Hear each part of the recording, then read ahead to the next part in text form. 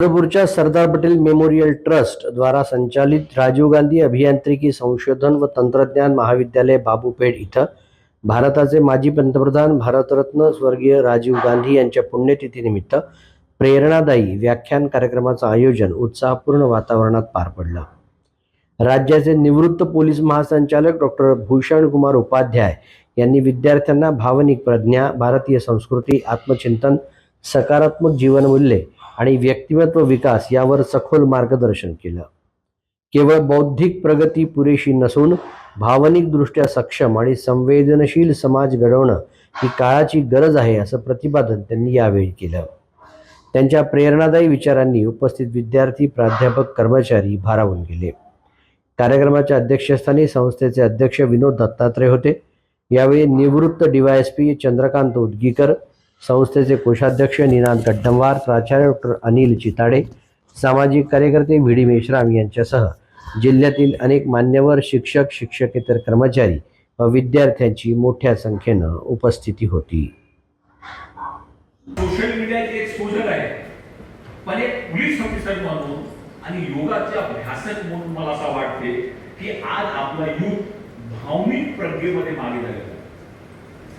भावनिक प्रज्ञा जो आहे, इमोशनल इंटेलिजन्स जो आहे, हा जर माणसाकडे नसेल तर माणूस कितीही तेज असेल, माणूस कितीही इंटेलिजन्स असेल, माणूस किती अभ्यास केला असेल, तो आपल्या जीवनामध्ये सफल होऊ शकत नाही.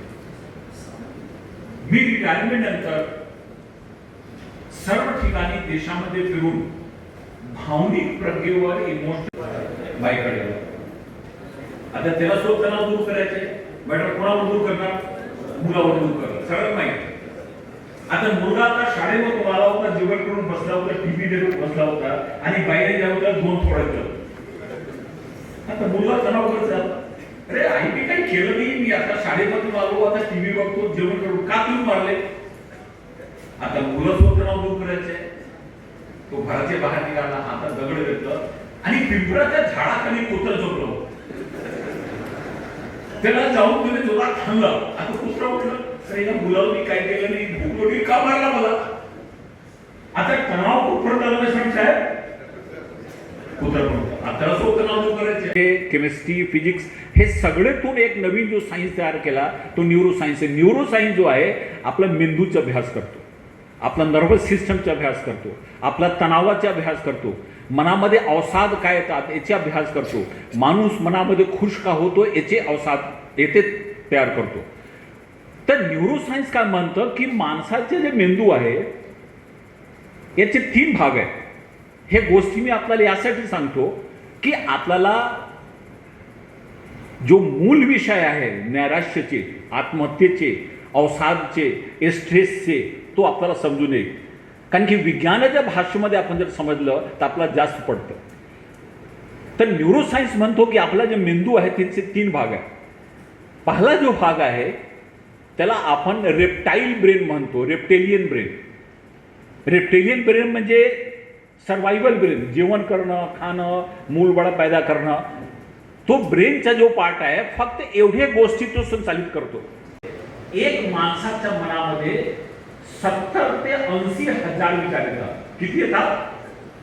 70 ते 80 हजार विचार 24 आवर्स मध्ये आपला मेंदूमध्ये येतात.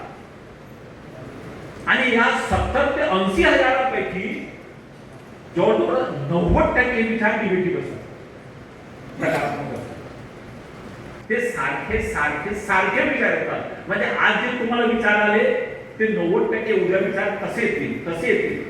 कारण की आपला मेंदूमध्ये जो नेटवर्क तयार होतो तो नेटवर्क सारखे सारखे आपल्याला तसं काहीतरी विचार आणतो. आपलं जे योग आहे या योग मध्ये ही गोष्टी सांगतात. त्या ठिकाणी तरी प्रज्ञा शब्द वापरलेला आहे. प्रज्ञा म्हणजे तुम्ही अवेअर आहे की तुम्ही काय आहे, तुमची कॅपॅसिटी काय आहे, तुमचे विचार काय आहे, तुमचं वागणूक कसे आहे. त्यामुळे पहिला तुम्ही अवेअर व्हा. आणि अवेअर होण्यासाठी सगळ्यात महत्त्वाची गोष्ट आहे की जर्नलिंग करा. जर्नलिंग म्हणजे लिहा. एक डायरी ठेवा. त्या डायरीमध्ये लिहा की तुम्ही ही पीडा दुसऱ्याला होत असेल, साधू कोण आहे जो दुसऱ्याची पीडा समजतो. गुन्हेगार कोण आहे? जो दुसऱ्याची पीडा आपला आनंद समजतो तो गुन्हेगार आहे, आणि जो दुसऱ्याची पीडा स्वतः समजतो तो साधू. मग आता आपल्याला कळू लागतं की दुसऱ्याला सुद्धा निगेटिव्ह फिलिंग येतात, दुसऱ्याला सुद्धा त्रास होतो. मग आपण दुसऱ्याच्या भावनाचे अवेअर होतात, आणि जसं आपण दुसऱ्याच्या भावनाला अवेअर झालो आपला मनामध्ये करुणा पैदा होतो. हे तर मला सुद्धा यायचे, मला सुद्धा निगेटिव्ह विचार यायचे, मला सुद्धा लोभ व्हायचे, मला सुद्धा राग व्हायचे. ह्याला जर राग आला, ह्याला जर लोभ आला, तर ह्याच्यासाठी घृणा काय करायची? मग करुणा निर्माण.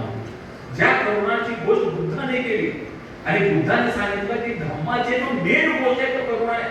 तो दया प्रसंगामध्ये गोडी चालवली, लोक मेले, त्याच्यापेक्षा बिकट प्रसंगामध्ये सुद्धा आम्ही संवाद करू, त्याला संपवलं.